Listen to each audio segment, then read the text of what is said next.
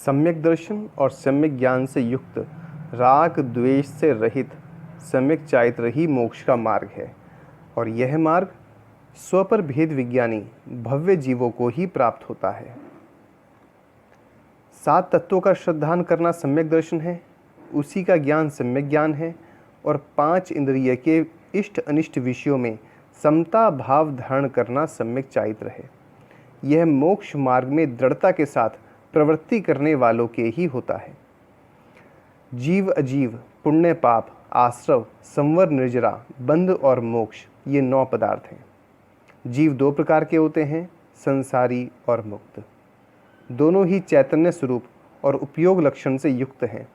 संसारी जीव शरीर से युक्त हैं और मुक्त जीव शरीर से रहित हैं।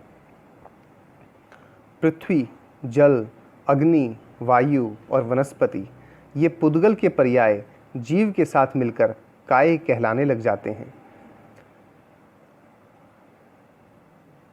ये 5 प्रकार के जीव में स्थावर शरीर प्राप्त होने से पृथ्वी कायक, जल कायक, वनस्पति कायक ये स्थावर हैं, और चलनात्मक शरीर प्राप्त होने से अग्नि कायक, वायु कायक ये त्रस कहलाते हैं। ये सब मन से रहित हैं। एकेंद्रिय जाति नामकर्म का उदय होने से सारे एकेंद्रिय हैं। जैसे अंडे में बढ़ने वाले त्रियंच और गर्भ में स्थित और मूर्छित मनुष्यों में बुद्धिपूर्वक बाह्य व्यापार न दिखने पर भी जीवत्व का निश्चय किया जाता है, उसी प्रकार से एकेंद्रिय में भी बाह्य व्यापार न दिखने पर भी जीवत्व का निश्चय कहा जाता है। शंबूक, मात्रवाह, शंख, क्रमी, लठ जो पाद रहित हैं, वे स्पर्श और रस को ही जानते हैं। 2 इंद्रिय जीव हैं। जूं, कुंभी, खटमल, चींटी, बीछू ये 3 इंद्रिय जीव हैं। डांस, मच्छर, मक्खी, मधुमक्खी, भ्रमर और पतंग ये स्पर्श, रस, गंध और रूप को जानते हैं। ये 4 इंद्रिय जीव हैं। देव, मनुष्य, नारकी और त्रियंच वर्ण, रस, स्पर्श, गंध, शब्द को जानते हैं। 5 इंद्रिय जीव हैं। 5 इंद्रिय त्रियंच जलचर, थलचर और नभचर के भेद से 3 प्रकार के होते हैं। सारे 5 इंद्रिय काय बल, वचन बल और यथासंभव मनोबल से युक्त होते हैं। देव, भवनवासी, व्यंतर, ज्योतिष और वैमानिक के भेद से 4 प्रकार के हैं। मनुष्य कर्मभूमि और भोगभूमि के भेद से 2 प्रकार के हैं। त्रियंच अनेक प्रकार के हैं। और नारकी, रत्न प्रभा आदि पृथ्वियों के भेद से 7 प्रकार के हैं। पुराने बांधे गए गति कर्म और आयु कर्म के क्षीण हो जाने पर वे जीव निश्चय से अपनी अपनी लेशियाओं के अनुसार अन्य गति और अन्य आयु को प्राप्त होते हैं। ऊपर कहे गए सारे जीव शरीर के परिवर्तन को प्राप्त हैं, एक के बाद एक शरीर को बदलते रहते हैं। सिद्ध जीव शरीर से रहित हैं और संसारी जीव भव्य अभव्य के भेद से 2 प्रकार के हैं। ना स्पर्शन आदि इंद्रियां जीव हैं, ना पृथ्वी काय आदि 6 प्रकार के काय जीव हैं, किंतु उसमें जो ज्ञान है, चैतन्य है, वही है, ऐसा महापुरुष कहते हैं। जीव सबको जानता है, सबको देखता है, सुख को चाहता है, दुख से डरता है, शुभ कार्य करता है, अशुभ कार्य करता है और उनके फल भी भोगता है। इस प्रकार और भी अनेक पर्यायों के द्वारा जीव को जानकर ज्ञान से भिन्न स्पर्श आदि चिन्हों से अजीव को जानो। जिसमें सुख दुख का ज्ञान, हित की प्रवृत्ति और अहित का भय नहीं है, गणधर आदि मुनि उसे अजीव कहते हैं। समचतुरस्त्र आदि संस्थान, औदारिक शरीर संबंधी संघात, वर्ण, रस, गंध, स्पर्श और शब्द आदि जो अनेक गुण और पर्याय दिखती हैं, ये सब पुद्गल द्रव्य से उत्पन्न है।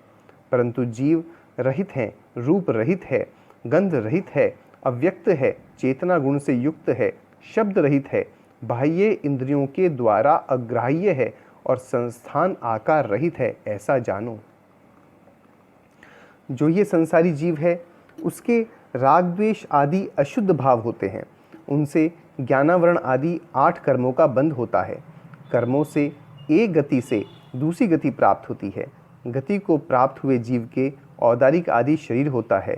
शरीर से इंद्रियां उत्पन्न होती हैं। इंद्रियों से विषय ग्रहण होता है। और उससे राग और द्वेष उत्पन्न होते हैं। संसार रूपी चक्र में भ्रमण करने वाले जीव के ऐसे अशुद्ध भाव अभव्य की अपेक्षा अनादि अनंत और भव्य की अपेक्षा अनादि शांत होते हैं, ऐसा श्री जिनेन्द्र देव ने कहा है। जिस जीव के हृदय में मोह, राग, द्वेष और चित्त की प्रसन्नता रहती है, उसके शुभ और अशुभ परिणाम अवश्य होते हैं।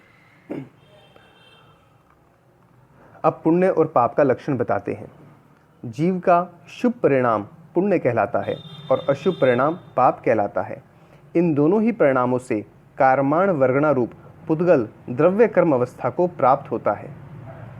चूंकि कर्म के फलभूत सुख दुख आदि के कारण स्वरूप विषयों का उपभोग स्पर्शन आदि मूर्त इंद्रियों के द्वारा होता है, अतः कर्म मूर्त है। इस संसारी जीव के अनादि परंपरा से आए हुए मूर्त कर्म विद्यमान हैं। वे मूर्त कर्म ही आगामी मूर्त कर्म का स्पर्श करते हैं, अतः मूर्त द्रव्य ही मूर्त द्रव्य के साथ बंध को प्राप्त होता है।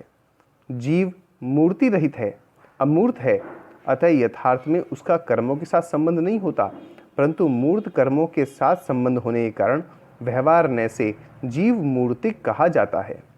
अतः वह रागादि परिणामों में स्निग्ध होने के कारण मूर्त कर्मों के साथ संबंध को प्राप्त होता है और कर्म जीव के साथ संबंध को प्राप्त होते हैं। जिस जीव का राग प्रशस्त है, परिणाम दया से युक्त है, हृदय कलुषता से रहित है, उसके पुण्य कर्म का आश्रव होता है। अरहंत सिद्ध साधुओं में भक्ति होना, शुभ राग रूप धर्म में प्रवृत्ति होना और गुरुओं के अनुकूल चलना, यह सब प्रशस्त राग हैं, ऐसे महर्षि कहते हैं। जो भूखे प्यासे अथवा अन्य प्रकार के दुखी प्राणियों को देखकर स्वयं दुखित होता हुआ दयापूर्वक उसे अपनाता है, उसका दुख दूर करने का प्रयत्न करता है, उसके अनुकंपा होती है।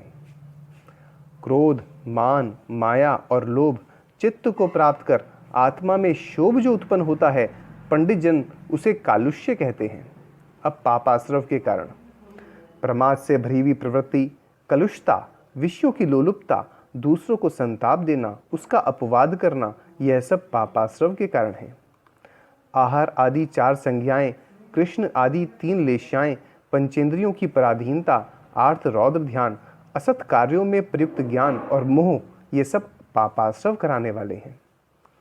जो इंद्रिय, कषाय और संज्ञाओं को जितने अंशों में अथवा जितने समय तक समीचीन मार्ग में नियंत्रण कर लेते हैं, उतने ही अंशों में अथवा उतने ही समय तक पापाश्रव का छिद्र बंद रहता है, पापाश्रव का संवर रहता है। जिसके सब द्रव्यों में न राग है, न द्वेष है, न मोह है, सुख दुख में मध्यस्थ रहने वाले उस भिक्षु के शुभ और अशुभ दोनों प्रकार का आश्रव नहीं होता। समस्त परद्रव्यों का त्याग करने वाले व्रती पुरुष के जब पुण्य पाप दोनों प्रकार के योगों का अभाव हो जाता है, तब उसके पुण्य और पाप योग के द्वारा होने वाले कर्मों का संवर हो जाता है। जो संवर और शुद्धोपयोग से युक्त होता हुआ अनेक प्रकार के तपों में प्रवृत्ति करता है, वह निश्चय से बहुत ही कर्मों की निर्जरा करता है। आत्मा के प्रयोजन को सिद्ध करने वाला जो पुरुष संवर से युक्त होता हुआ आत्मा को ज्ञान स्वरूप जानकर उसका ध्यान करता है, वो निश्चय ही कर्म रूपी धूलि को उड़ा देता है। जिसके न राग है, न द्वेष है, न मोह है और न ही योगों का परिणमन है, उसके शुभ अशुभ कर्मों को जलाने वाली ध्यान रूपी अग्नि उत्पन्न होती है। यह आत्मा पूर्व कर्मोदय से होने वाले शुभ अशुभ परिणामों को करता है, तब अनेक पुद्गल कर्मों के साथ बंध को प्राप्त होता है। कर्मों का ग्रहण योगों के निमित्त से होता है, योग मनवचन काय के व्यापार से होते हैं, बंध भावों के निमित्त से होता है और भाव रति, राग, द्वेष और मोह से युक्त होते हैं। मिथ्यात्व, अविरति, कषाय और योग, ये 4 प्रकार के प्रत्यय ज्ञानावरणादि 8 कर्मों के कारण कहे गए हैं। उन मिथ्यात्व आदि का कारण रागादि विभाव है। जब इसका भी अभाव हो जाता है, तब कर्मों का बंध रुक जाता है। रागादि हेतुओं का अभाव होने पर यानी जीव के नियम से आश्रव निरोध हो जाता है। आश्रव के न होने से कर्मों का निरोध हो जाता है और कर्मों का निरोध होने से यह जीव सर्वज्ञ और सर्वदर्शी बनकर अतीन्द्रिय अव्याभाद और अनंत सुख को प्राप्त हो जाता है। ज्ञान और दर्शन से संपन्न और अन्य द्रव्यों के संयोग से रहित ध्यान स्वभाव सहित साधु के निर्जरा का कारण होता है। जो जीव संसार से युक्त होता हुआ कर्मों की निर्जरा करता है और वेदनीय तथा आयु कर्म को नष्ट कर नाम गोत्र रूप संसार और वर्तमान पर्याय का भी परित्याग करता है, उसके मोक्ष होता है।